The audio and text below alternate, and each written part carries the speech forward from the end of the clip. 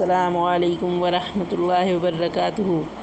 ابو موسیٰ رضی اللہ عنہ نے نبی صلی اللہ علیہ وسلم سے روایت کی کہ آپ نے فرمایا، نیک ہم نشین اور برے ہم نشین کی مثال مشک بردار اور بھٹی دھوکنے والے کی طرح ہے۔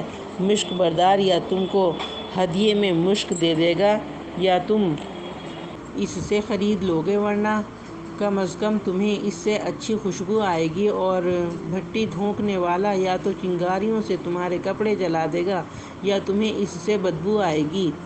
حضرت ابوذر رضی اللہ عنہ سے روایت کی، کہا رسول اللہ صلی اللہ علیہ وسلم سے عرض کی گئی، آپ کا کیا خیال ہے کہ ایک شخص اچھے کام کرتا ہے اور لوگ اس کی تعریف کرتے ہیں؟ آپ نے فرمایا، یہ مومن کے لیے فوری بشارت ہے۔ اے اللہ تعالیٰ، ہمیں نیک عمل کرنے کی توفیق عطا فرمانا اور برائیوں سے بچانا، آمین یا رب العالمین۔